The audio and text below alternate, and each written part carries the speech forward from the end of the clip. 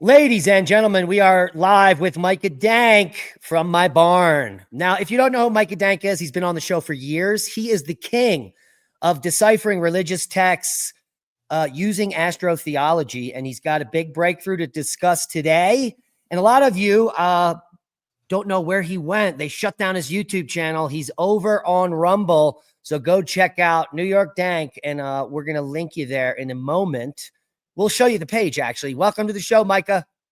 Thanks for having me. It's been a while since we've talked. Probably what, like 2 years? Oh, I don't think it was that long. Well, yeah, actually, probably. So here is your Rumble channel. Tell everybody about what YouTube did to you. They've also demonetized one of our channels. Yeah, YouTube kicked me off. They banned me for a 2-year-old video for something that you can actually Google. I got a law firm involved, and we sent them 2 letters, and they haven't done anything, so we might take it further. Did they reply? What? Did they reply to the letters? No. Jesus. They're garbage. The only thing I would do when my YouTube comes back up, if it comes back up, is just direct everybody to the Rumble. Yeah, because it's freedom of speech over there. Can you imagine that? Mm-hmm. Yeah, that's why we're migrating both of our channels over to Rumble. Now, what I did a month before my YouTube got slammed, because I was getting slammed with strikes, and I was like, this is coming, is I had somebody back up all my videos from my YouTube to Rumble. So on my Rumble, you have all my work. I haven't actually lost anything, to be honest. Everything is backed up. Everything is there. There's like 900 videos. Everything is on Rumble. So if you go to New York Dank 101, all of your content is there? Everything. Awesome. Everything. So there you go, guys. Now, what's really cool is I was offered the opportunity on Rumble to be a premium generator. So I can create, I'm now like, I share in the profits of premium, but I have to do certain things. I got a live stream for like 40 hours, and then I have to premium live stream for an additional 5 hours per month in order to be part of the partner program. So if you got time, maybe you'll get involved with that. Possibly, yeah. Yeah. So tell us, what are we going to talk about? So I've shown Astro Theology before, but I've put together a presentation, which I'm going to be doing at a UFO conference in a couple months, actually. I'm going to show you the Astro Theology in the Bible, and then I'm going to show you it in everything from 6,000 years ago until now. From the Sumerians to the Book of Mormon. Every book. Everything. I'm going to give you an example of each. I'm going to show it to you. I'm going to explain what everything is. Okay. Do you want to share the screen, or do you need to share a screen? I would love to. Hold on. Let me just put this up. Present, share screen. Okay. I'm on the presentation, so let me know if you could see it. Yep. I just added it. You're ready to rock. All right. Let's do this. So the Bible scriptures, they're metaphysical, astrological, which is what I'm going to show you, anatomical, alchemical, spiritual, esoteric, and mythology. It's also a gematria book, an etymology book, a numerology book, a symbology book, and a psychedelic book. There's 12 holy sciences, like the 12 zodiacs, like the 12 disciples, like the 12 months, like it just goes on. There are not original, literal, reality, or historical, the Bible. I'm going to show you that. So I mentioned that I'm going to do the astrological, but I'm going to give you an example of a numerology one, of numerology in the Bible. So this is a little, okay. So Simon Peter climbed back into the boat and dragged the net ashore. It was full of large fish, 153. But even with so many, the net was not torn. So I told you that this is also a numerology book, right? Well, this right here is known as the Vesica Pisces. This right here in the middle. Yeah. Yes. 2 overlapping circles, okay? So the Pisces we know is 2 fish, but where are we going to find the 2 fish?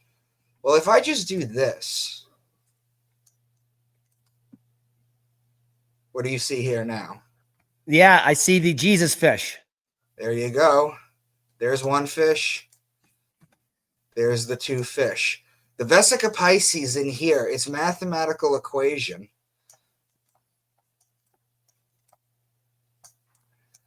over 153.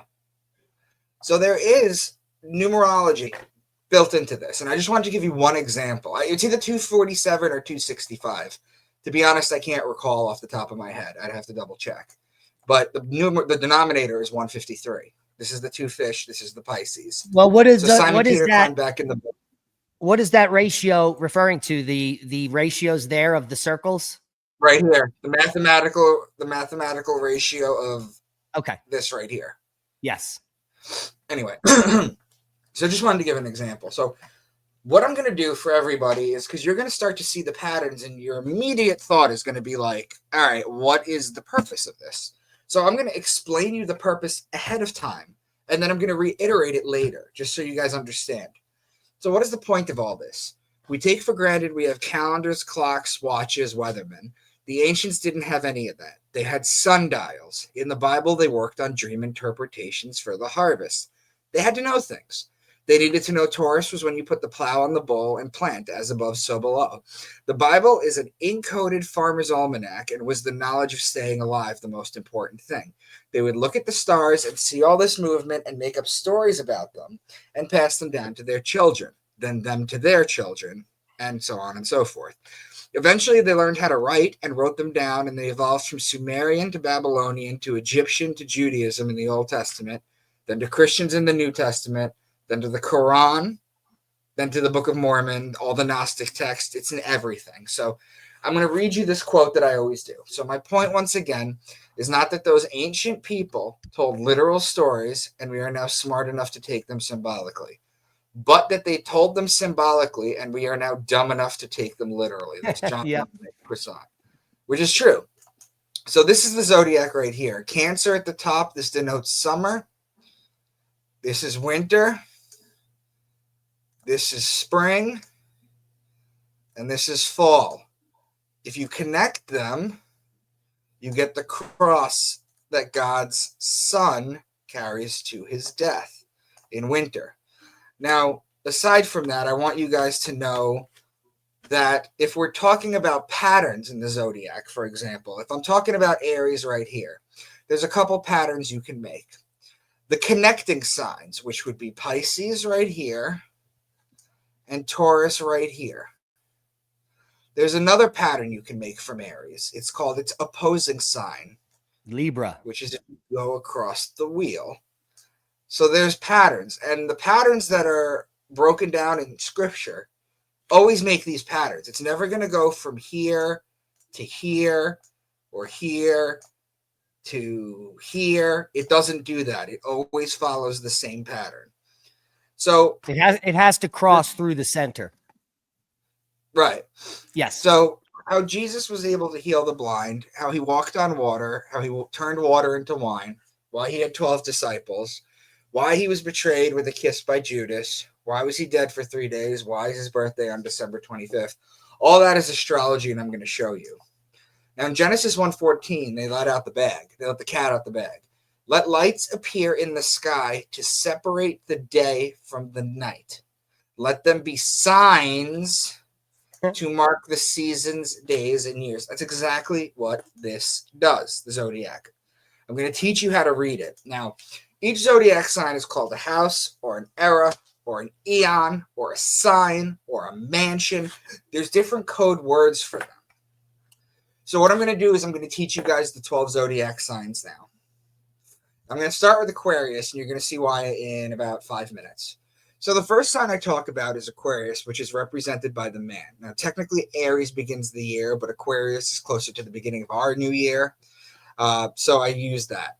The story of Aquarius goes back to the story of Zeus and the young boy. So the story, or one of the early iterations of the story of Aquarius, is Zeus and the young boy. So Zeus saw a young boy, I believe it was a 14-year-old blonde boy on Earth that he was just enamored with. But the boy's father wouldn't let him go to Mount Olympus with him, or heaven. Incidentally, Diamond, Mount Olympus is actually a real place on Earth, and none of the Greeks ever thought to go up there and check to see if there were any gods up there. Yeah. Imagine that. So anyway, Zeus ends up bargaining with the boy's father. He gives him everything that he wants, and then the boy's allowed to go up. So while he's in heaven, he's up here and he's feeding the gods out of this water pitcher, the nectar, which is called ambrosia. And he's doing this day in and day out. And then one day he just gets so fed up that he comes to the side of heaven, or Mount Olympus, as you would say, and he pours it out, which causes a flood on earth. That's where the Greeks get their flood story from. And Zeus, who's usually a very angry, deviant type of god, was going to punish him. But in a moment of self-reflection, he's like, I probably shouldn't have brought him up here. He had friends, he had family, he had a life. What did I do? So instead of punishing him, he has a moment of self-reflection, and he immortalizes him as the constellation Aquarius. So there's key words. Man, because this is the sign of the man, whereas Virgo is the sign of the woman. Baptism, because this is how you baptize someone. You just put a child or a very confused adult under there, and that's what you get. Water pitcher, because there's a water pitcher here.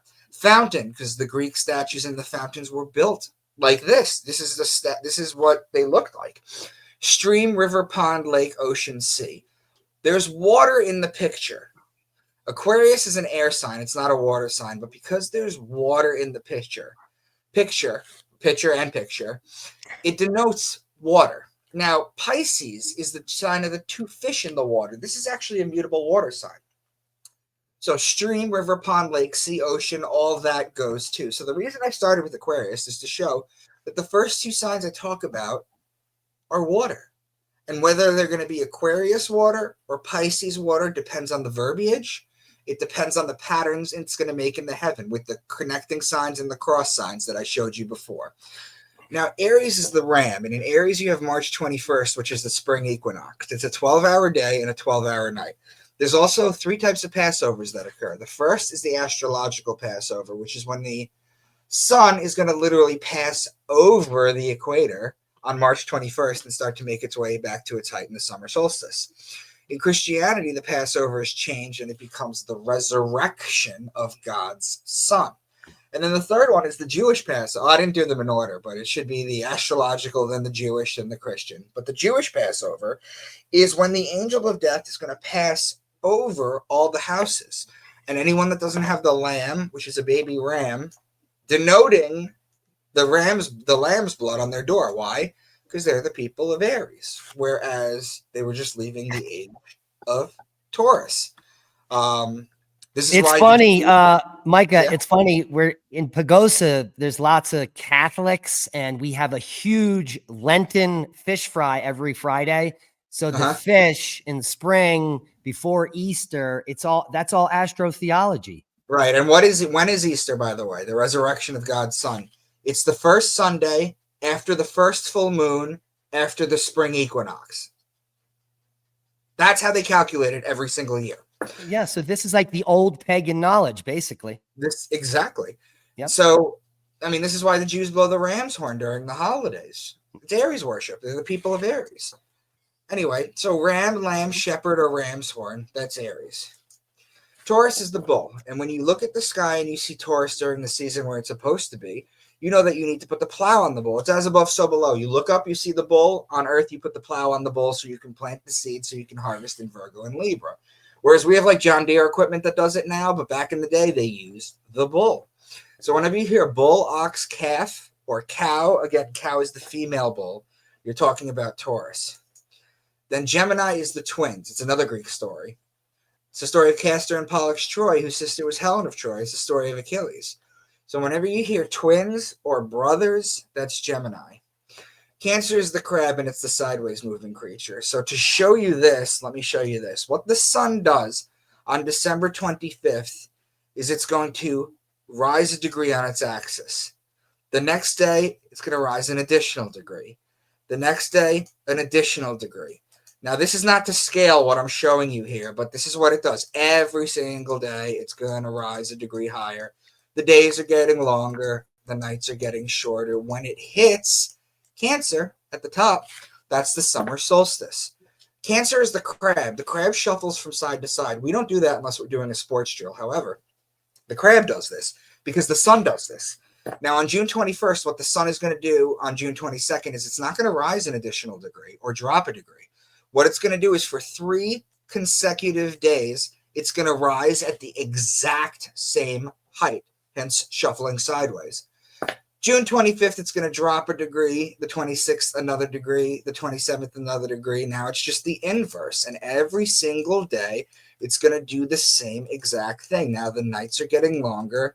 The days are getting shorter. When it hits Sagittarius last day, December 21st, what it's going to do is it's going to walk sideways for 3 days. On December 21st, the ancients looked out and the sun wouldn't crack the horizon. They noticed it. And they noticed it came to a standstill. And then for 3 consecutive days, it's going to stay at that height. So they would say God's son was dead. And then God's son was dead for 3 days. And then the birth of God's son, or when the risen Savior, the light of the world, comes back to life, that's December 25th. That's why all the gods are born on that day. So that's Cancer. And also in the Egyptian times, the scarab beetle was in place of the crab. In fact, you get the word crab from the word scarab. So whenever you're talking about crab or beetle, that's talking about Cancer. Then Leo is the king. He's the lion. He's the king of the jungle, the king of the savannah, whatever you want to call it. The ruling planet of Leo is actually the sun. So simply, when you're talking about Leo, lion, lioness, or cub. Now, I'm not expecting you guys to remember all these key words. The only thing I need from you guys, from you listeners, is when I start talking about it, you to go, oh yeah, I remember him saying that. That's all I need. You do not need to memorize this cipher. Now, Virgo is the woman holding the wheat stalk. Remember before when we said that you plant in Taurus? Well, the virgins would cultivate the wheat in Virgo in order to make the bread for the year. So whenever you're talking about virgin, woman, wheat, grain, seed, barley, corn, these are all grainy things that 2,000 years ago in the northern hemisphere, when these holy texts were written, they were cultivating. The wheat is for the bread, the barley is for the beer, the bread and the beer. And then you have Libra, which is the justice. It's the scales, it's the balance, it's the just one. The reason it's considered the justice is because the scales right here judge God's sun as it passes over, or actually technically passes under, the fall equinox and begins its descent into winter, into cold, into death. The Jews always celebrate the new year around the fall equinox. I'll give you an example. In 2023, the Jewish New Year was September 15th. That is actually right in the middle of Virgo. But here's the thing. 8 days after the Jewish New Year's, it's always 8 days. There is a day called Yom Kippur, which is the Day of Atonement or the Day of Judgment. Well, add 8 days to September 15th. That's September 23rd. That's the first day of Libra. Of course, the Day of Judgment has to happen in Libra. You know, they don't even hide this stuff. Wow. So Libra is all law-related things, like law, judge, justice, the just one, divorce, marriage, court.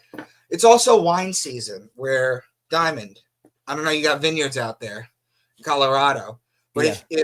If like girls go to bachelorette parties in the spring, like they like to do, because it gets warm, let's go drink. Let's ride that big bicycle. Let's do that. Everything is bare because it's the spring. What you do is you go to the vineyards in Libra, September, October, because that's when the grapes are ready to be plucked in order to make the wine. So all wine press, all wine-related things, wine, grapes, vineyard.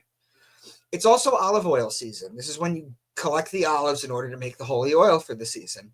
Incidentally, frankincense and myrrh are both olive plants as well, so that would refer to Libra, but this will all make sense in a little bit. So the 3 things that Libra is all law-related things, wine-related things, and olive-related things. Scorpio is the scorpion. He is the betrayer. When a scorpion bites you, it leaves an imprint in your skin that looks like 2 lips. It's why the mafia has the kiss of death. And it's why Jesus was betrayed by Judas with a kiss. So what you have in the fall is the sun is going to be judged in Libra. Then he's going to be betrayed in Scorpio. And then finally in Sagittarius, this is where the bow and the arrow shoot the sun. and inflict further punishment on the sun. This is where the sun dies, and I explained this to you before. December 21st, the last day of Sagittarius, is the day that the sun doesn't rise above its horizon. It's the lowest point, and they would notice that it would stay at that low point for 4 days. So for 3 days. So whenever you hear horse, bow and arrow, or horseman, that's Sagittarius. And then finally you have Capricorn, which is the goat. So this one, remember how I showed you that the sun climbs a degree a day alongside? Yeah. Okay, so it does all that. So now what? Oh, sorry, I went to a different one. Okay, so the reason the sun comes back to life December 25th is because it rises a degree, and then it's going to rise another degree, and then rise another degree every single day. It starts what's known as the climb up the Great Mountain. The Zodiac is considered the Great Mountain. And it starts the climb in Capricorn. And the reason it's a goat is because the goat, or the mountain goats, climb the mountain better than any animal out there. So whenever you hear goat or kid, they're talking about Capricorn. So those are the 12 signs. Now, if we go into church, they're going to give you names for Jesus. When the sun, again, look at this right here. Jesus has the sun behind his head in every single picture you'll ever find on the internet, even the baby ones, because he is the sun. When the sun is in Capricorn, or Jesus, he's called the Capricorn's the goat. He's called the scapegoat of Israel. When the sun is in the sign of the man, Aquarius, he is the son of man. When the sun is in Pisces, the 2 fish, he's the fisher of men. And it's also why he feeds the masses with 2 fish. When the sun is in Aries, the ram, he is the Lamb of God. When the sun is in Cancer, remember the beetle? St. Augustine calls Jesus the good beetle. I have Christians quoting St. Augustine to me all the time, but I'm like, yeah, but he knew that Jesus was the good beetle. He was Cancer too. Leo is the lion. He is the Lion of Judah. The lady holding the stalk of wheat, Virgo, he's born of a virgin, and he's called the bread of life. Libra is the scales of justice. He's known as the just one. Well, then he's betrayed in Scorpio. He dies in Sagittarius on December 21st. So the death in the Zodiac occurs in Sagittarius. So I just want to point that out. And then, where is it?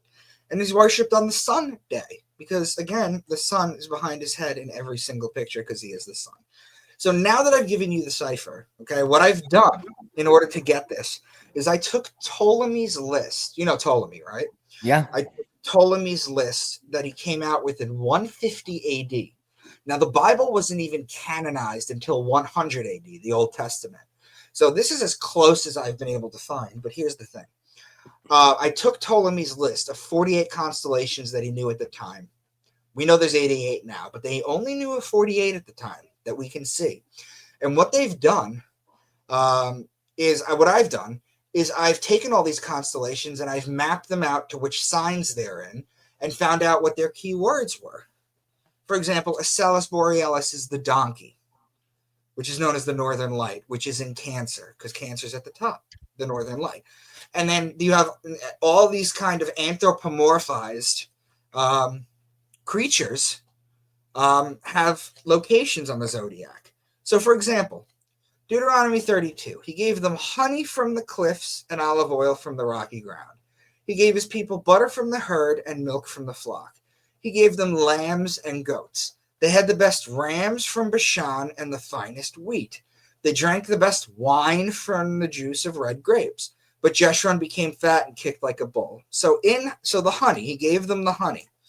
In Cancer, right here, there is a group of stars, a tightly knit group of stars called the Beehive Cluster. That's where the honey comes from. The Beehive Cluster, if you trace it back even further, older, it was originally called the Manger. So go figure. The cliffs and olive oil is Libra. The milk from the flock, the milk comes from the Milky Way galaxy, whose center is right here in Sagittarius. Now, the last day of Sagittarius right here is the first day of winter. The first day of Cancer right here is the first day of summer. So this right here, the right half of the Zodiac, from summer to winter, is your land of milk and honey. It's not a place on Earth. So, if we continue, he gave them lambs, that's Aries, and goats, that's Capricorn. They had the best rams. That's Aries from Bashan and the finest wheat. The lady holding the wheat stalk, Virgo. They drank the best wine from the juice of red grapes. That is Libra. But Jeshurun became fat and kicked like a bull. So that's 10 signs right there in this one passage from Deuteronomy. Now, what I'm going to do is show you how to use the zodiac and manipulate it so that you can understand the story better. Jesus led his disciples to the Mount of Olives after his last Passover. After his last Passover, so that he could teach them a few more things, pray, then wait for Judas to betray him. While walking to the Mount of Olive, he gave the parable of the true vine. So Passover takes place in Aries right here. Where right after that, he walks to the Mount of Olives. Well, I told you that olives are Libra, so that's its opposing sign. Now, you're in Libra. What is he doing? Well, he's waiting for Judas to betray him. Well, who's the betrayer? That's Scorpio, the betrayer. But it says that he's waiting for him to betray. So you got to check the words. He's waiting for him to betray. So they're not in Scorpio. They're still in Libra. If he was betraying him or had betrayed him, he'd be in Scorpio.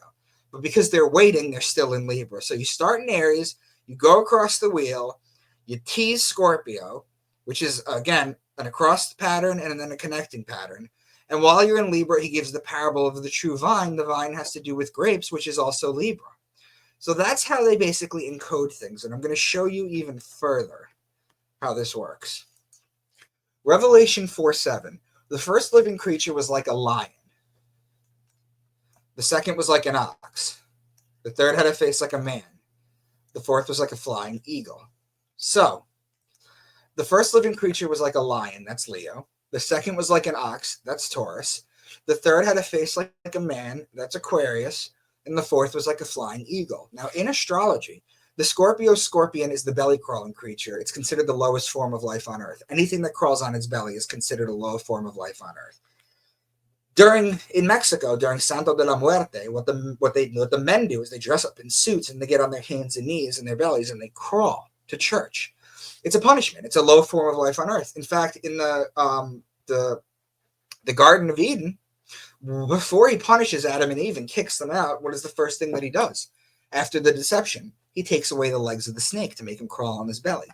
Now, in Scorpio, its evolved form, which is known as the ascendant in astrology, is the eagle, and the eagle is the highest flying form of life on Earth. So that's how it evolves.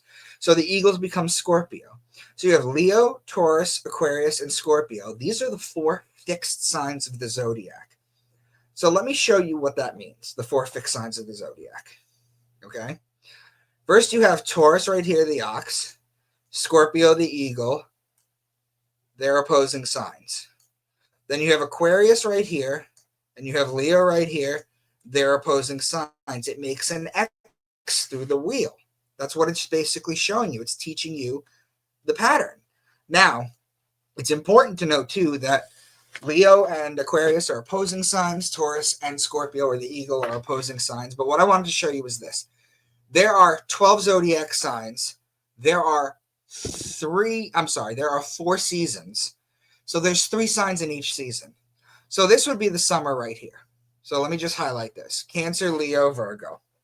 The fixed sign is between these 2 signs because it's fixed in their season. Taurus is the middle of spring, Leo summer, Scorpio fall, Aquarius winter. The first sign in the season is always known as the cardinal sign, which is why there's cardinals in church. If I were to take one of these zodiac signs like Gemini right here, you can separate them into 3 10-day segments called deacons, which is why you have deacons and cardinals in church. And then the last sign is the mutable sign, which is the water sign. So, like I said, it just makes this X pattern through the zodiac wheel. It's not going to be a 4-headed creature that's going to come down. That's not going to happen. They tell you in Ezekiel 10:14, each of the cherubim had 4 faces. One face was that of a cherub, the second the face of a human being, the third the face of a lion, the fourth the face of an eagle. Revelation 12, a great sign appeared in heaven, a woman clothed with the sun, with the moon under her feet and a crown of 12 stars on her head. She was pregnant and cried out in pain as she was about to give birth. Then another sign appeared in heaven, an enormous red dragon with 7 heads, 10 horns, and 7 crowns on its head. Its tail swept a third of the stars out of the sky and flung them to Earth. So, a woman clothed with the sun is the sun clothed in Virgo. It's just a metaphor for the sun being in Virgo. Now, if the sun is in Virgo, the moon will be at her feet. So if we look at the zodiac as a clock, which it also is, there's 12 signs and there's a 24-hour-a-day clock. So the sun spends 2 hours a day in each sign. So Capricorn would be from midnight to 2, 2 to 4, 4 to 6, 6 to 8, 8 to 10, 10 to 12, 12 to 2, 2 to 4. Virgo is 4 to 6, the woman, 4 to 6. So if it's 4 to 6 p.m., the sun is still out. So if the sun is still out, the moon is at her feet. It's a metaphor. Whereas if the moon is up, the sun is at her feet. It's just a metaphor. Now, another sign appeared in heaven. What about daylight savings? Hold on. Well, daylight savings is a modern thing because our calendar system sucks. Yeah, I'm just screwing you. Which they're going to get rid of, apparently. Daylight savings, what daylight savings basically is like, you see that tarp right there? I mean, that tapestry I have back there? Diamond? I see it. You see it? Yeah. If I were to cut the top of it off and then sew it to the bottom, have I made it longer? Right. That's what it is. So the constellation Draco, and here is the tail right here. I'm highlighting it pink. This is the tail. The tail goes from Aries to Sagittarius, which is 4/12 of the signs, or 1/3 of the stars out of the sky. This is just simple star poetry. That's what they're showing you. Matthew 10:16. This is a short passage. Behold, I send you forth as sheep, that's Aries, in the midst of wolves. In Libra, there's a constellation called Lupus, which means wolf. So be as wise as serpents. The serpent would be Ophiuchus, which is the serpent bearer, the 13th sign, between Scorpio and Sagittarius, and harmless as doves. The dove is one of the 8 evolutions of Scorpio. So this one passage goes from Aries to Libra. That's the opposing sign. Then to Scorpio, here's a connecting sign to the other connecting sign in one passage. So I've given examples of astrotheology in the Old Testament as well as the New Testament. I've been accused of cherry-picking verses from the Bible to prove a point. So let's take a much longer passage and see if we can decode it as well. So what I'm going to read to you is God's response to Job after Job is like begging him to talk to him. So he says, can you lead forth the Mazzaroth? That's what God first says. What they've done is they've intentionally left untranslated the word Mazzaroth so people didn't know. The word Mazzaroth translates to Zodiac. Mazzaroth over time becomes Mazalot, which survives in Judaism today as Mazel Tov. And you know how old Mazel Tov must be. You can only imagine how old the word Mazzaroth is. And what does Mazel Tov mean? It means good fortune from the stars. So what's the Lord's challenge to Job? He says, can you bind the chains of the Pleiades? Can you loosen Orion's belt? These are obvious, openly asking celestial metaphors. Orion's belt and the Pleiades are both Taurus, by the way. That's where they're located. Can you bring forth the constellation in their seasons or lead out the bear with its cubs? The constellations are the zodiac above, and the bear and its cubs are Ursa Major, the Great Bear, and Ursa Minor, part of the Big Dipper, which is, by the way, Gemini and Cancer. So you have Taurus, Gemini, and Cancer. That's 3 signs in a row. Who can tip over the water jars of the heavens? The guy tipping over the water jars of the heavens is Aquarius. Do you hunt for the prey for the lioness and satisfy the hunger of the lions? That's Leo. Leo comes after Cancer. So now it's 4 signs in a row.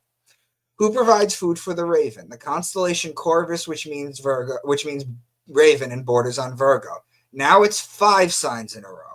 Do you watch where the doe bears her fawn? Mriga, meaning deer, is located in Orion, which is in Taurus. Who let the wild donkey go free? That's a Salus Borealis that I mentioned at the beginning, meaning donkey, and is located in Cancer. Will the wild ox consent to serve you? That's Taurus. The wings of the ostrich flap joyfully. That's Lambda Achille or Al Thaliman, which means 2 ostriches in Arabic.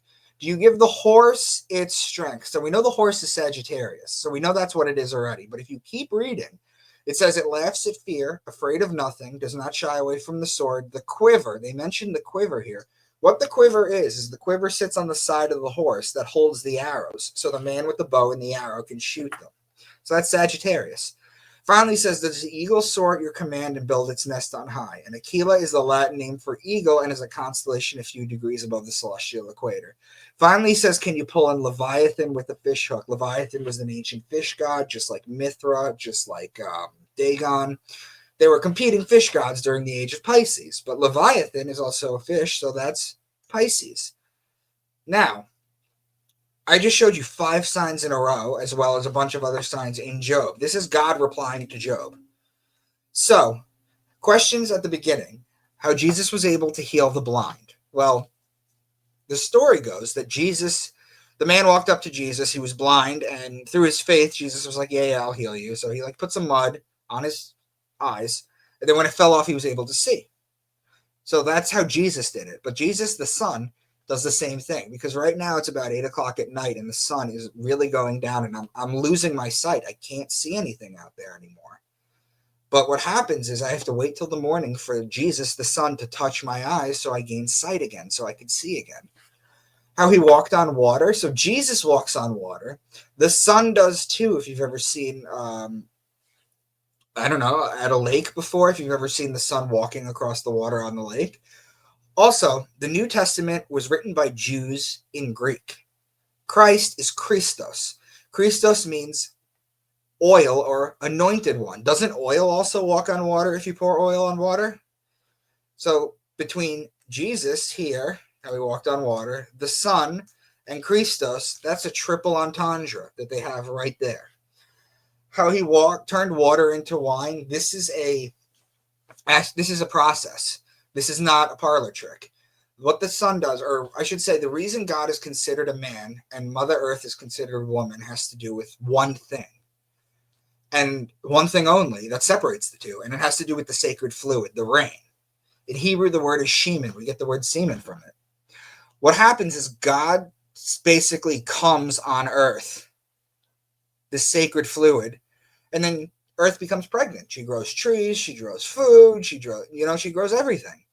So what happens is, you, as above, so below, you see the bowl, you put the plow on the bowl, you plant, and you plant the grapes, or you plant the seeds for the grapes, and then April showers bring May flowers. That's when it is.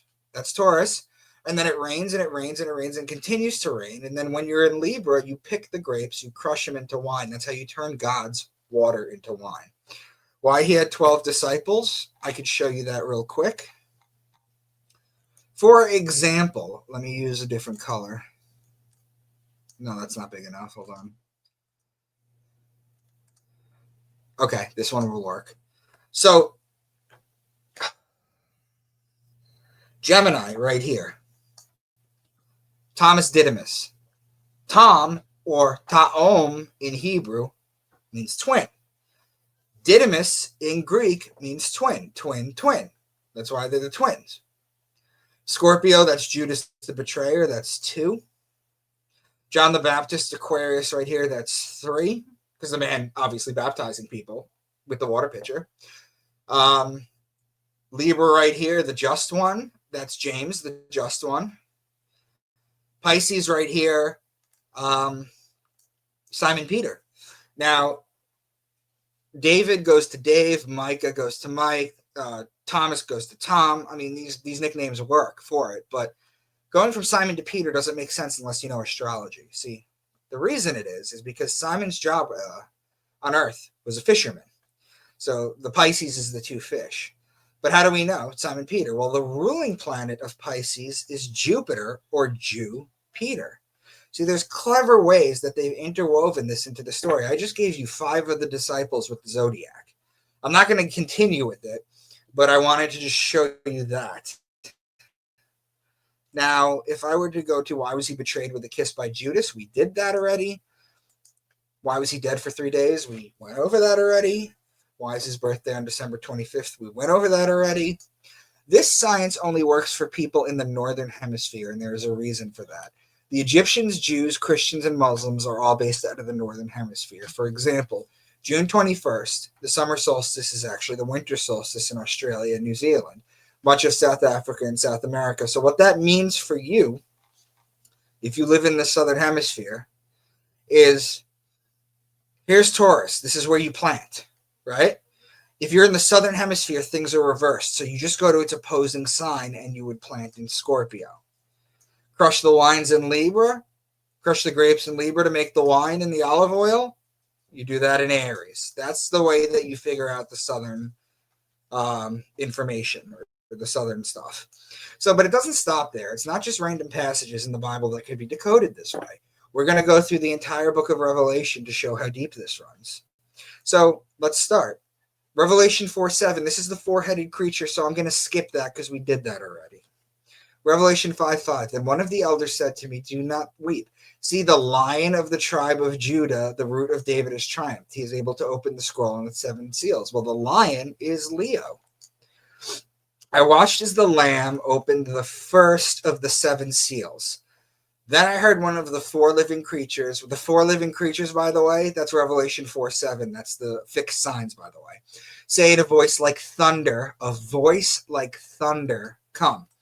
The Lamb has to open the first seal because the Lamb is Aries, and Aries opens up the year. Aries is the beginning of the year, March 21st. That is the true Earth beginning of the year. It's not January 1st. Then I heard one of the 4 living creatures say in a voice, they would say a voice like thunder. It's interesting because the Hebrew word for thunder translates to voices. So when they heard thunder back in the day, they thought God was speaking. The Lamb of God, the Son, has opened the first seal while on Aries. I looked, and there before me was a white horse. Its rider held a bow. The horseman with the bow and the arrow. That's Sagittarius. Then I heard what sounded like a voice of the 4 living creatures, again, the fixed signs, saying 2 pounds of wheat, that's Virgo, for a day's wages, 6 pounds of barley, the bread and the beer, for a day's wages, and do not damage the oil, that's Libra, and the wine, that's Libra. This is Virgo and Libra, 2 examples of each. They happen to be connecting signs on the zodiac. I watched as he opened the 6th seal. There was a great earthquake. The sun turned black like sackcloth made of goat hair. The whole moon turned blood red. Then the stars in the sky fell to earth as figs drop from a fig tree when shaken by a strong wind. So they mentioned the goat hair. The sun turned black like sackcloth made of goat hair. So the sun, goat hair, the sun is in Capricorn. In the zodiac, Capricorn opposing sign is Cancer. Cancer is ruled by the moon, which is why they make that pattern right here. Then I heard the number of those who were sealed, 144,000 from all the tribes of Israel. There are 7 chakras. The root has 4 petals, the sacral has 6, the solar plexus has 10. The heart has 12, the throat has 16, which equals 48. The third eye chakra is represented by 96 and only has 2 petals because it's 2 times as powerful as the lower chakras. So 48 times 2 equals 96. The crown chakra is 1,000 times more powerful than the lower 6 chakras. When you add the lower 6, you get 96 plus 48 equals 144. You times that by 1,000, you get your 144,000. So the Jehovah's Witnesses believe that only 144,000 people get to go to heaven, but that's not true. What they're trying to tell you here is once you've activated all your chakras, anyone can go see God.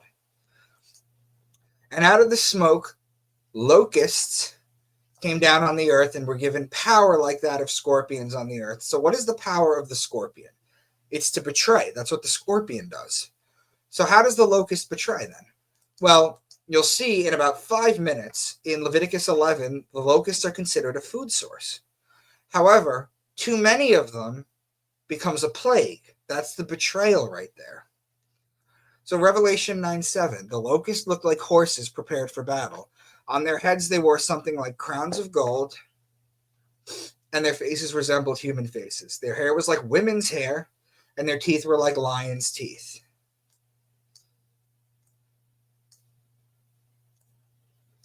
They had tails with stingers like scorpions. So Sagittarius, the sun in Sagittarius, crowns of gold. They looked like horses, crowns of gold. Again, the gold is the sun. So the sun's in Sagittarius. Then the women's hair is Virgo. The lion's teeth is Leo. And the scorpions, or Scorpio. Virgo and Libra are connecting. Virgo and Leo are connecting signs on the zodiac. Revelation 12, this is the dragon. We've already done that. I'm going to skip it again. Revelation 13:2. The beast I saw resembled a leopard, but had feet like those of a bear and a mouth like that of a lion. There's a constellation that I'm going to teach you about now called Camelopardalis. It's a breakdown of two words, Camelos and Pardalis. Camelos means camel. Pardalis means leopard. The camel leopard. In fact, that was the original thing that they called the giraffe because they didn't know what to name this weird looking creature. So they were just like, that's Camelopardalis. Camelopardalis is in Gemini. The bear is Ursa Major. That's in Cancer. The lion is Leo. So the bear I saw resembled a leopard, but he had feet like those of a bear and a mouth like that of a lion. This is 3 zodiac signs in a row in this one passage. Then I saw a second beast coming out of the earth. It had 2 horns like a lamb, but it spoke like a dragon. So the lamb is Aries, and the dragon's tail, or the dragon, is in Aries too. So this one is actually just explaining Aries. Cargoes of cinnamon and spice, of incense, myrrh, and frankincense. Frankincense and myrrh are olive plants. So that's Libra. Wine and olive oil are both Libra. Fine flour and wheat, that is Virgo. Virgo and Libra are connecting signs. The cattle is Taurus, and the sheep is Aries. Those are connecting signs. Aries and Libra are opposing signs. The horse is Sagittarius. So my point, once again, is not that those ancient people told literal stories and we are now smart enough to take them symbolically, but that they told them symbolically and we are now dumb enough to take them literally. Well, so that was Revelation, right? It's not such a scary book anymore. Let me chime in here. Do you think that they were clever enough to sometimes use actual, like, historic events that they manipulated then with their code? Of course. Yeah. Absolutely. So it throws people off because people are like, yeah, I think that I remember when that happened, but it has nothing to do with the story. Look, I have a book series, right? Where I have which I'll get to later, but I have a book series, right? I talk about real places on Earth. I talk about real places like the pyramids and things that happen in Bulgaria and things in Boston and, for example, in Tampa. I put real places in there. Does that mean that my books are literal? No, it just means that they're stories. Yeah. So I'm going to show you the book of Matthew, how this works.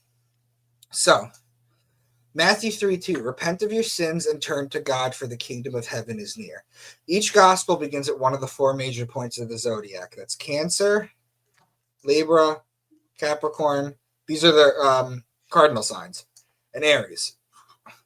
This is spring equinox, summer solstice, fall equinox, winter solstice. The closest point to Leo, whose ruling planet is the sun, is Cancer, right here. This is the closest. So June 21st is where it starts. Now this right here that I'm highlighting for you guys that I haven't taught you yet is what's known as a cusp. It's known as a handover date. You've heard many names for it. What this is this doesn't actually, these lines don't exist. If I'm looking out into the sky, the constellations aren't broken down in lines. What these do is they represent the last 3 days of a sign and the first 3 days of the next sign where the energies blend. They're known as handover dates. So, Matthew 3:4. John's clothes were woven from coarse camel hair, and he wore a leather belt around his waist. For food, he ate locusts and wild honey. So if we take the most famous drawing of a man, Leonardo da Vinci's Vitruvian Man, and superimpose it onto the zodiac, we can make sense of that. Now, I've been told by a lot of people that the Vitruvian Man didn't exist at the time, so there's no way they could have known this. And I'm saying, yes, but I could have used the stick figure. I could have used the dog. It doesn't matter. And I'm going to show you that. Cancer, being the head, is where he eats the wild honey. So his mouth is right here. He's in Cancer. The beehive cluster's in Cancer. So he's eating the honey. Leviticus 11, what's clean and unclean to eat. All flying insects that walk on all fours are to be regarded as unclean by you. There are, however, some flying insects that walk on all fours that you may eat. Those that have jointed legs for hopping of the ground. Of these, you may eat any kind of locust, which I mentioned earlier, katydid, cricket, or grasshopper. So he eats locusts and wild honey. So we have that. This is also why they say that a pound of grasshoppers is 3 times as nutritious as a pound of beef when they're pushing all that bug eating. It's biblical, and that's where it comes from. A little lower Eats the down on the body. bugs. So we were in Leo, right? Eats the bugs. We were in Leo, and then now we were in Cancer, and now we're in Gemini. A little lower down on the body is where the clothes made out of camel hair, or camelopardalis. So the camel hair shirt. That's what he's wearing right here. This is Gemini. So right now you have the head and the upper body so far. Now you're in Taurus. So you had Taurus, Gemini, Cancer, Leo. That's 4 signs in a row, by the way. Taurus here is the midsection, right? Which is where you wear the belt. Taurus represents the bull and the female is the cow, which is where you get the leather from, the cow. Regarding the belt, Orion's belt sits between Taurus and Gemini, which is right here. Now, how are we going to go from the beginning of Leo, which is right here, to a water sign to signify the baptism? You'd go across the zodiac. Cross signs, as they are known, are signs opposite locations. So we go from Leo, Cancer, cusp, to Capricorn, Aquarius, cusp. Now, because we're at the cusp, for example, down here is Capricorn or Aquarius. I could talk about the goat because I'm touching Capricorn, or I could talk about the man. I could talk about the baptism because I'm touching Aquarius. But when you're only individually in one sign, you can only talk about that one sign. But because you're between the two, you can talk about either. So you go from Cancer, Leo to its opposing sign, and then you're touching Aquarius, you're talking about the baptism now, which is what I show you. The man with the water pitcher in Aquarius is personified as John the Baptist with the water. It's important to note, too, that John the Baptist and Jesus are always exactly 6 months apart.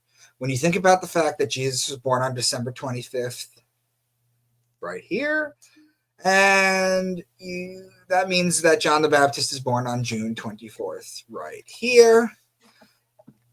So in John 3:30, he says, he must increase, but I must decrease. Because if you look at this, Jesus, December 25th, 26th, 27th, he's rising a degree a day, which means that up here, John the Baptist is decreasing a degree a day. So he must increase, I must decrease.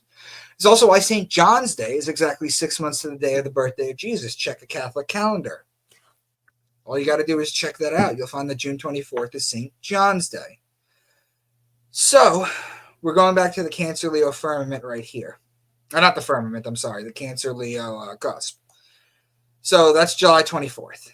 Well, this one is simple. What is 40 days? Because he's tempted for 40 days. So what is 40 days from July 24th? You just count 40 days. It takes you to September 2nd, which is right here in Virgo. The lady with the wheat stalk. What's the next passage? Matthew 4:3. If you are the Son of God, tell these stones to become loaves of bread. Here we see mention of the bread, which tells you the sun is in Virgo. So we're in Virgo. The next passage, Matthew 5:17 and 22. I did not come to abolish the law. Well, the law is Libra. And if you are even angry with someone, you are subject to judgment. The judgment is Libra. So these come hand in hand. Now next, Matthew 7:15, 16. Beware of false prophets who come disguised harmless sheep. Right here, that's Aries. And can you pick grapes, that's Libra, from the thorn bushes? These are opposing signs. Matthew 13. Later that same day, Jesus left the house, again, the Zodiac house, and he sat right beside the lake. So he's walking beside the lake. So here's Aquarius, the water. Here's Pisces, the water. So now he's right here. He's in the divided lines between the two waters. Now, if he said he was in the lake or he was going swimming in the lake, he'd have to pick one of these. But because he's beside them, that's why he's right here. Now, if you go from here and take its opposing sign to Leo, Virgo, as it's across from Virgo, the wheat stalk, the grains, is it ironic that Jesus' next parables are the wheat and the weeds, the mustard seed, and the yeast? So you're here touching Virgo, so you can talk about those. So now you just go back across beside the lake, and they're talking about the fishing net parable. Well, the fish are Pisces, which is right here. This is a simple keyword cipher that they use to manipulate the zodiac in order to tell stories about our heavens. That's what they're doing. Gemini is the sign of two men, technically twins. However, there's just a short mention of brothers in the next passage. He's just the carpenter's son, and we know Mary, his mother, and his brothers, James, Joseph, Simon, and Judas. This ends right here. Because if you follow it across, that's Sagittarius Capricorn. And what day is that? That's December 21st. Remember, I told you the last day of Capricorn, the last day of Sagittarius is the day of death. So what's the next story that we get? The very next story. It's the death of John the Baptist. As I've mentioned previously, death comes at the end of Sagittarius.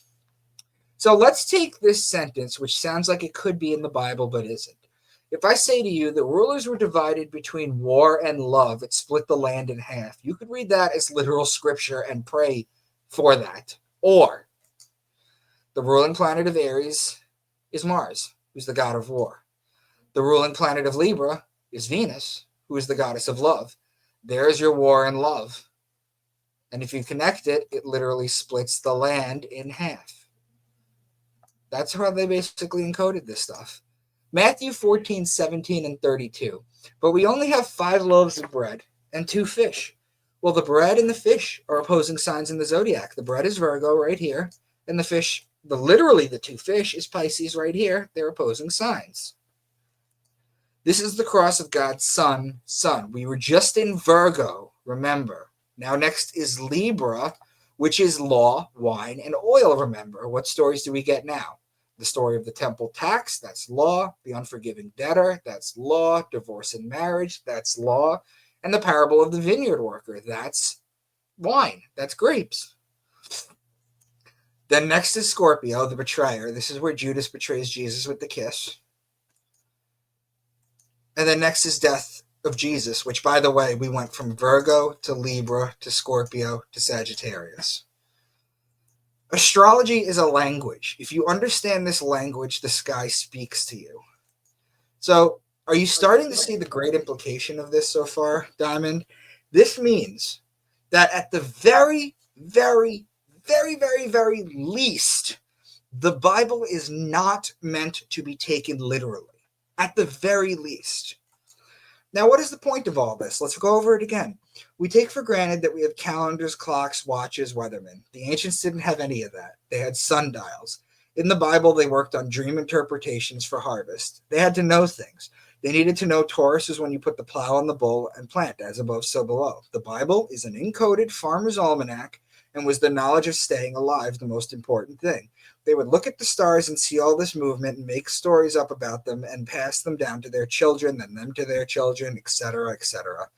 Eventually, they learned how to write, and they wrote them down, and they evolved from Sumerian to Babylonian to Egyptian to Judaism in the Old Testament, then to the Christians in the New Testament. Once again, my point is not that those ancient people told literal stories and we are now smart enough to take them symbolically, but that they told them symbolically and we are now dumb enough to take them literally. So I just want to go over this. Yeah. So, if it goes back to the Sumerians, do you think that the Sumerians, when they were telling their children, knew that they were telling them symbolic stories? Or do you think that the Sumerians were duped and it goes way back to, let's say, the Younger Dryas or before?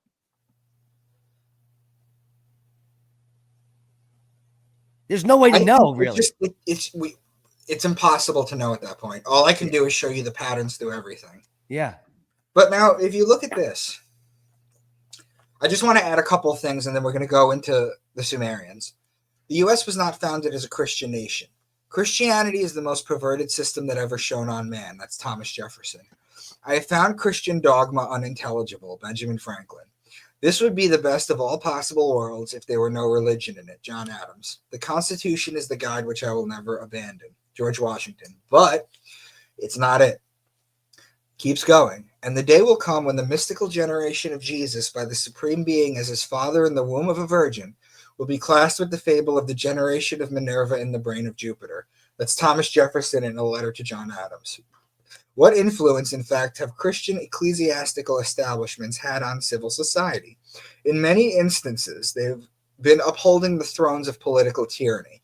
In no instance have they been sent as the guardians of the liberties of people. That's James Madison.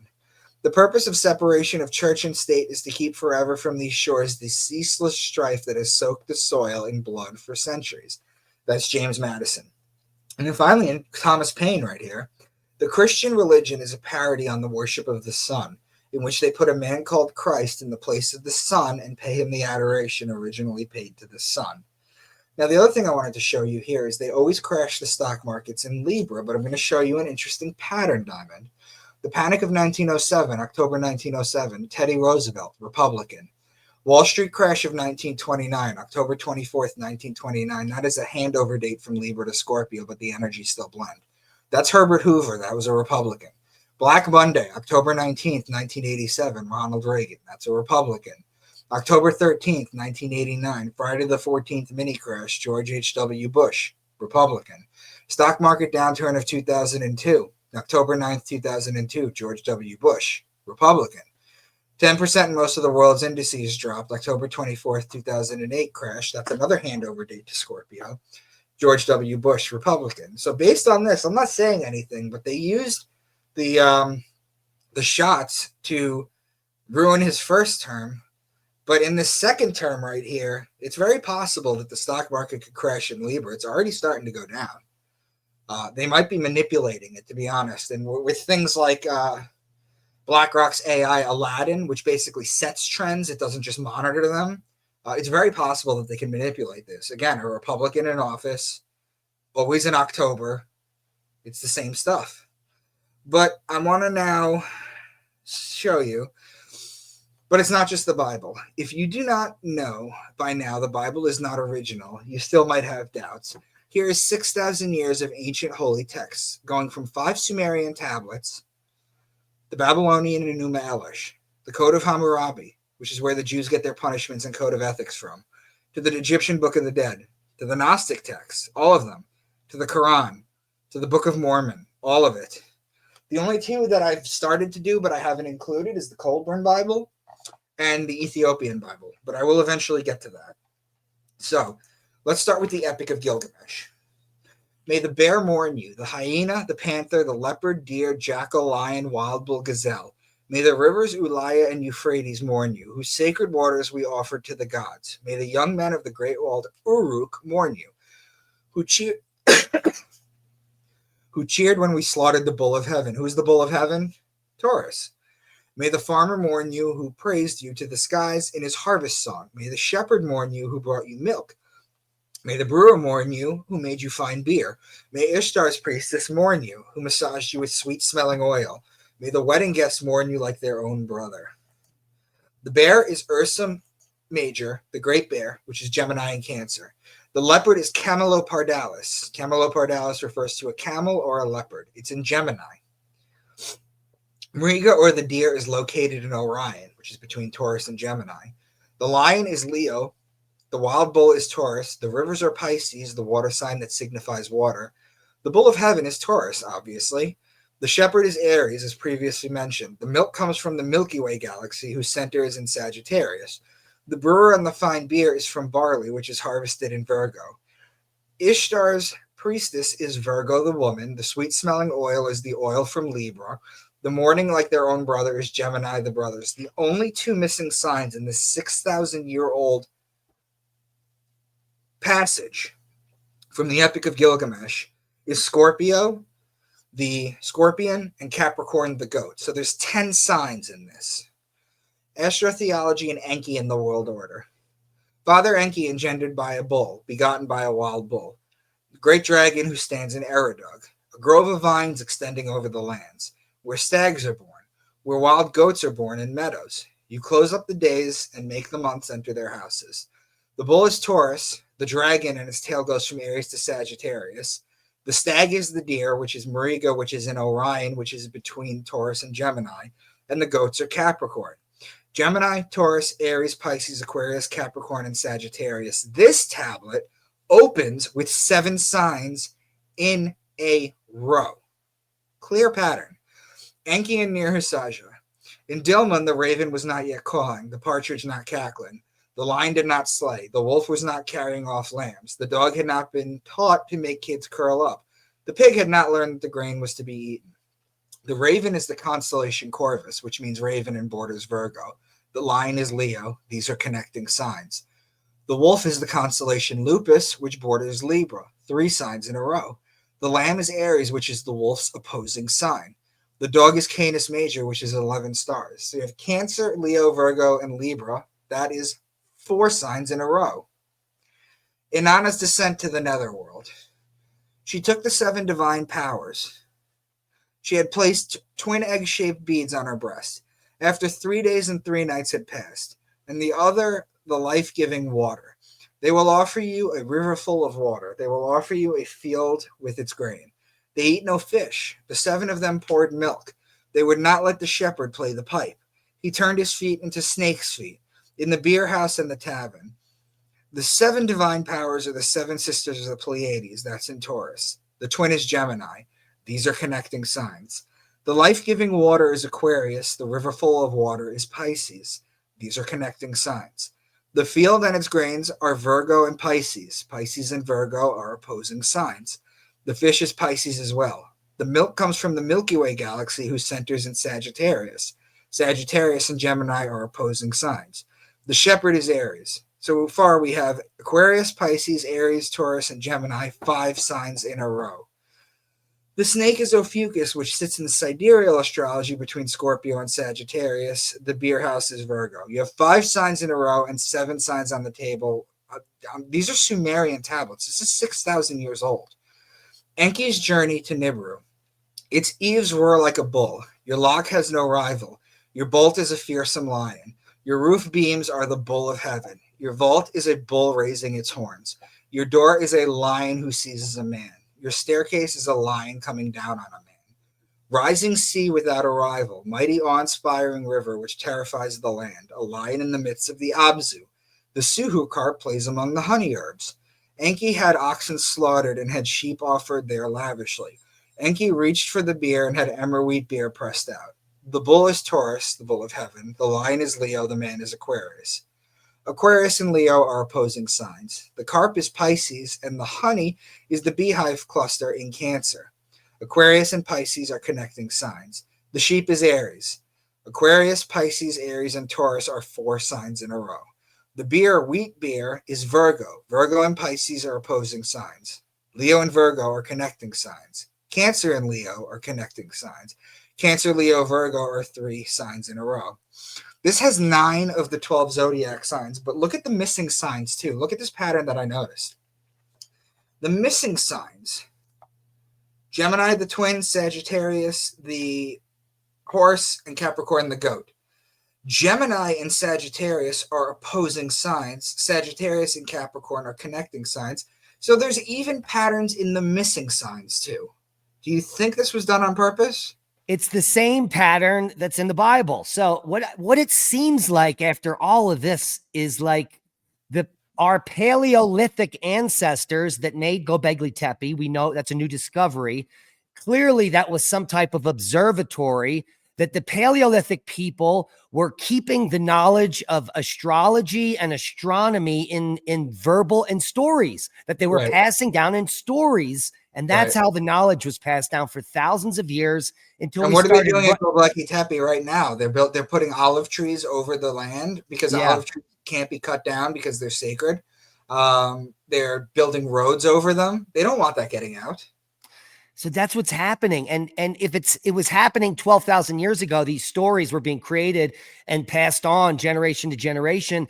It means that it goes way further back. And so we've got the cave paintings in Lascaux that go back into the Ice Age that are clearly showing knowledge of astrology with pictures of the bull and the Pleiades. So these stories began, it could be 40,000 to 60,000 years ago or earlier. Right. So you get it. That's what I'm trying to show. Fascinating. Let me keep showing you these patterns, though, because some of them are going to get wild. The Enuma Elish, which is Babylonian. Then Tiamat. So, again, what I've done is I've stayed true to Ptolemy's list of 48 constellations at the time. Now what I'm doing is I'm giving you one example out of everything. But if you wanted to see the whole thing, like I'll give you one example of the Book of Enoch. But if you want to see the whole Book of Enoch broken down, I have that on my Rumble. But we'll get to that.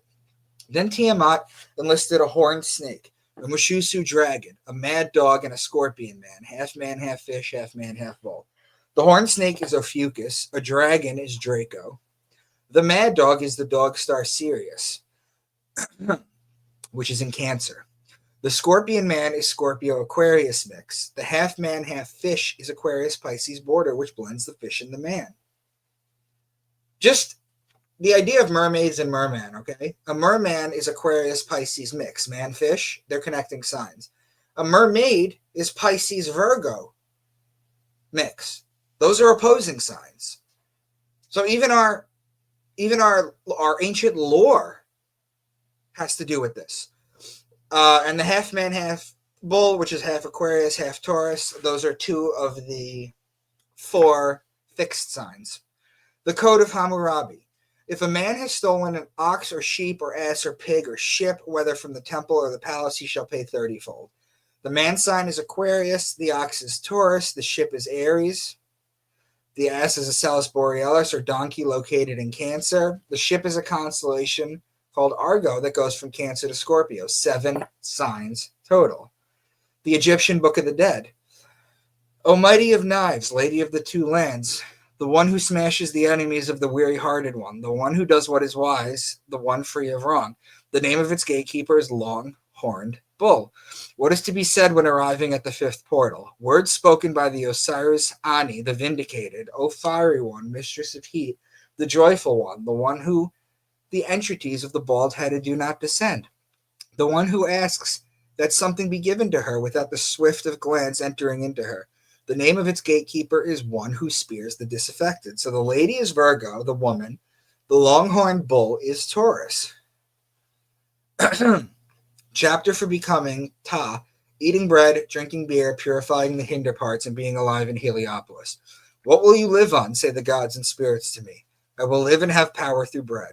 Where will you eat it, say the gods and spirits to me? I will have power, and I will eat it under the branches of the tree of Hathor, my mistress, who made offerings of bread, beer, and corn. Bread, beer, corn, wheat, barley, corn, all Virgo, in Heliopolis. Those who are in Heliopolis bow their heads to me, for I am the Lord, I am their bull. So the bread, beer, and corn is all Virgo. The bull is Taurus. Heliopolis is the city of light in Egypt. It was called On at the time, which is why you turn the lights on to go get enlightened. Now we're in the Gnostic text, the Book of Enoch. Simjaza taught enchantments, Armoros the resolving of enchantments, Barakiel taught astrology, Kokabel the constellations, Ezekiel the knowledge of the clouds, Sariel the course of the moon. And in those days shall the mountains leap like rams, Aries, and the hills shall also skip like lambs, Aries, satisfied with the milk, the Milky Way galaxy, whose center is Sagittarius. The Gospel of Q. Give us our daily bread today. Which of you would give your child a stone if they ask for bread? Or who would give them a snake if they ask for fish? The bread is Virgo, the snake is Ophiuchus, and the fish is Pisces. Pisces and Virgo are opposing signs. Everyone who divorces his wife and remarries is unfaithful to her, and whoever marries someone who's divorced is unfaithful too. Which of you, if you had 100 sheep and lost one of them, wouldn't leave the 99 in the hills and go after the one that got lost? Divorce, marriage, court, law is all Libra, the sheep are Aries, those are opposing signs. The secret gospel of John. Sophia saw what her desire produced. It changed into the form of a dragon with a lion's head. Well, the dragon is the sign Draco. It goes from Aries to Sagittarius. The lion's head is Leo the lion. Part of Draco is Aquarius, and Aquarius and Leo are opposing signs. The Gospel of Thomas. Happy is the lion that a man will eat. The lion will become a man. Cursed is the man whom the lion eats, for that lion will become a man. They're talking about ingesting an animal and their components will become part of you or you part of them. However, in astrology, the lion is the sign Leo, the sign of the man is Aquarius. They are opposing signs in the Zodiac. You get a similar story like Daniel and the lion's den in the Bible, which I didn't touch base on. It's Aquarius Pisces. It's Aquarius Leo story. Man is like a skilled angler who casts his net up and draws it up full of fish. They're talking about the man Aquarius and the sign of fish, Pisces. They are connecting signs. The Gospel of Mary Magdalene.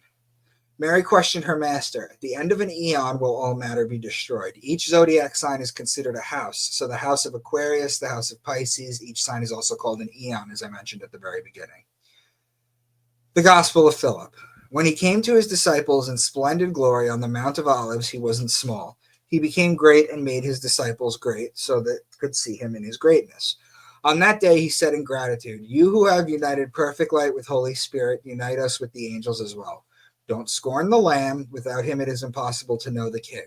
No one may visit the King without robes of light. So the olives are Libra and the Lamb is Aries. These are opposing signs. The Good Samaritan gave wine and oil to the weak man. Those are both Libra. The Gospel of Judas. A nearby lake of still waters quenched our thirst. The place reminded us of David's famed shepherd psalm, where souls are restored.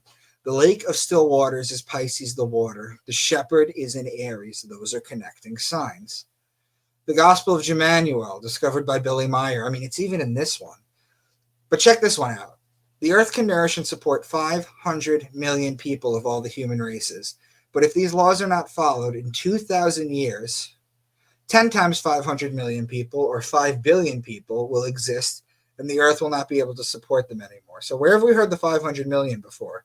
This gospel was discovered in 1963. What was created in 1980? The Guidestones. Truly I say to you, from now on I will no longer drink of the fruit of the vineyard, nor eat of the bread until I drink and eat again with you after my affliction. The grapes are Libra and the bread is Virgo. These are connecting signs. You still there? Still here. We're going to do the Quran now.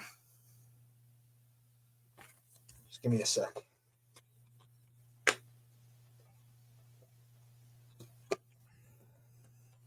Okay.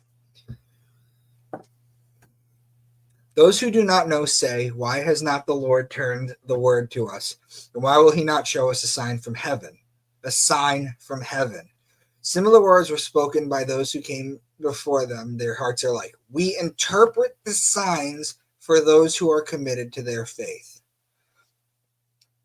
And how beautiful all people see the love of earthly possessions. Here are women and sons. There are mountains of silver and gold, and marked horses and herds of cattle in a plowed field. So the women are Virgo, the sign of the woman. The sons are the boys in Gemini. Horses, Sagittarius, and cattle is Taurus. A plowed field is Taurus as well. Taurus and Gemini are connecting signs. Gemini and Sagittarius are opposing signs. Verily is the creation of earth and sky. Verily in the creation of earth and sky, and in the change of night to day. Here are the hidden signs for those who have intelligence. They just throw it right out there in front of you to see if you get it. And among them are those who only pretendingly listen to you. We put a cover on their hearts so that they would not understand it, and we cover their ears with deafness. And even if they see all the signs, they will not believe them. He is the one who brings down water to you from the sky, and with it we give plants of all kind to grow, and with it we grow shoots of cereals, from them we grew grains, sitting in an ear of dens side by side, from the date palm, its ovaries, bunches of fruits hanging low, gardens of vines, olives, pomegranates, which in many ways are so similar yet so different from each other. When fruits appear on them, rejoice in how they are poured and ripen. Truly, in this are hidden signs for those who believe in God. So what are the hidden signs in this? The grains are planted in Taurus, then April showers bring May flowers, water from the sky. The grains grow. You reap in Virgo, gardens of vines and olives. Grapes and olives are pressed in Libra. These are the hidden signs. This is what they're trying to tell you. And whoever wants to own a beautiful garden of date palms and vines, which is washed by abundant streams, where for his pleasure all kinds of fruit, while old age befalls him, and the children are weak, so that a fiery whirlwind falls on the garden and swallows it to ashes. So the Lord explains his signs to you so that you can understand. Well, the vines are vineyards in Libra, and the streams are the streams in the water signs Pisces and Aquarius. The Book of Mormon.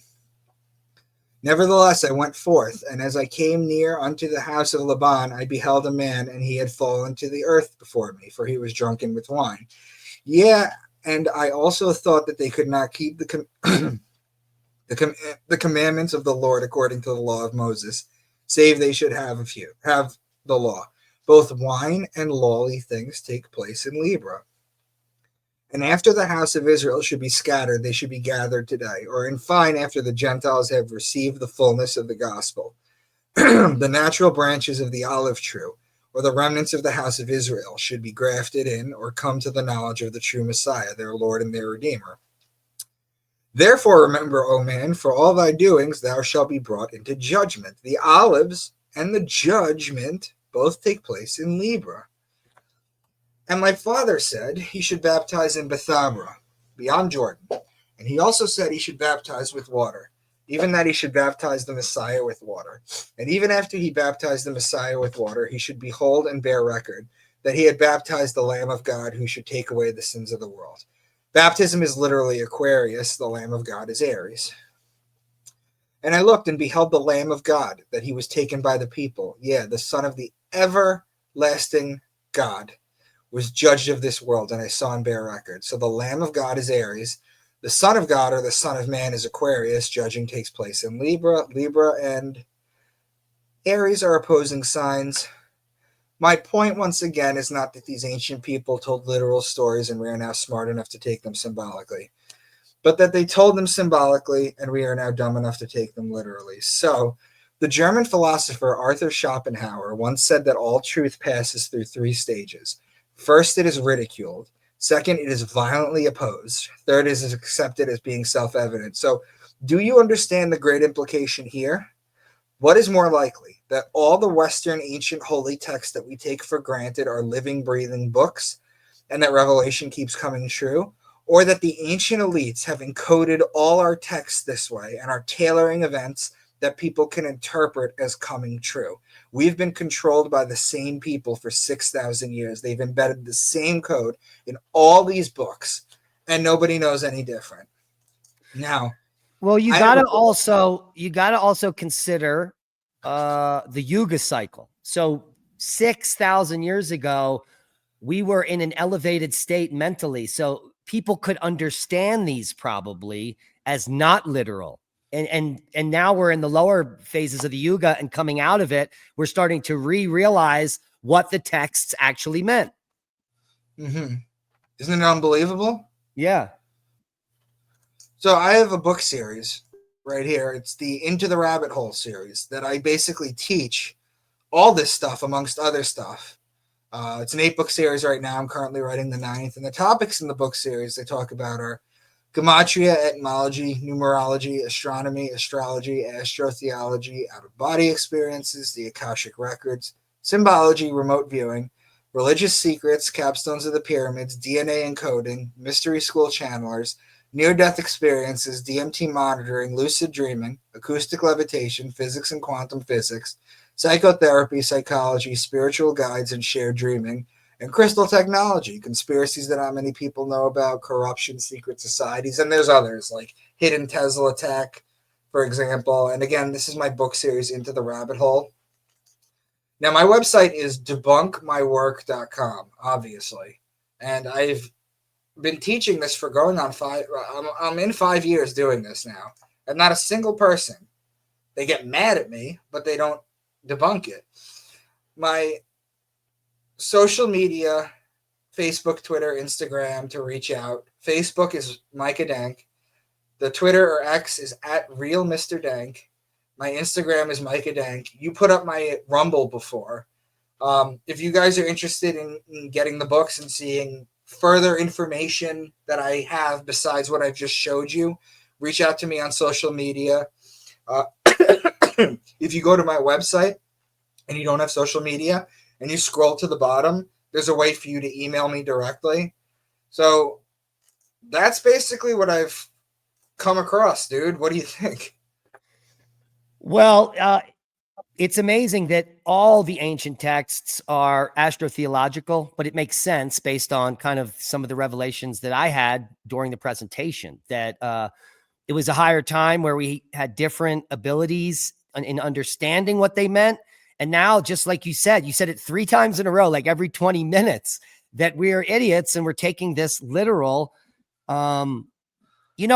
Humanity and the controllers have put blinders on us.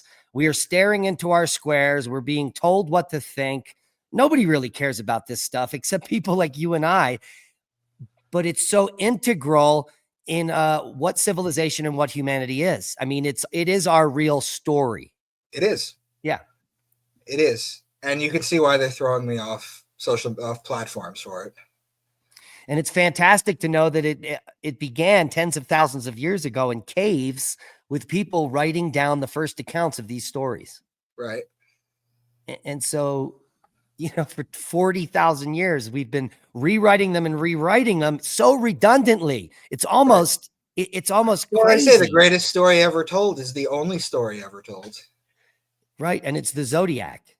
Right. Now, do you think, because some astrologers, it's like, do you think that there's different energies every different moment and each zodiac, so that people, when they're born at a certain hour in a certain sign? More than that. It's more than that. It's a whole chart. It's where everything is located. And yes, I know someone that can read it very well. But do you think that your personality traits are like predisposed for all of this astrology? You got to think of it like this: is if you get an astrology reading done, think of it like this. They bring to your forefront of your consciousness your habits and how you act. So you then can either choose to go the left way or go the right way. Whereas if you don't get it done, you're just being guided by your personality. Yeah. Without knowing any better. Well, I think this is a fantastic presentation. Because we did it on StreamYard, it's going to break this show up into like 1,000 different clips on topics. So if you want any of them to use, get at me. Micah Dank's Rumble is the most important place you can go, other than to buy his books at his other spots, because all of his presentations have been saved and they're now over there and they won't be removed. Right. Cool. Any final words? No, I mean, I always get like, I always can't like speak at the end of this presentation because I just go on forever. But no, I just wanted everyone to see the patterns and just know what the truth is. Because if it was just the Bible, people could argue, right? That's why I said at first, you understand the implication that the Bible wasn't meant to be taken literally. But then I showed the same pattern in 6,000 years worth of work. And on top of that, as independent researchers, Leah and I have come to the conclusion that the original science is astrology, period. Right. And with the discovery of stones, first we've got the stone circles 50 years ago in England. And then we're thinking they were astrologers. And then we found Göbekli Tepe and then 12 other sites that are all archaeoastronomical. Even the Pueblo people in 1000 AD here were worshiping archaeoastronomy through their structures. So clearly this is a repetitive pattern worldwide from an ancient civilization whose original science was astrological. Right. Yeah. Fantastic. Pleasure to have you on the show, and we'll have you back soon. Go buy his books, folks. Thanks, Diamond. And that was a boom.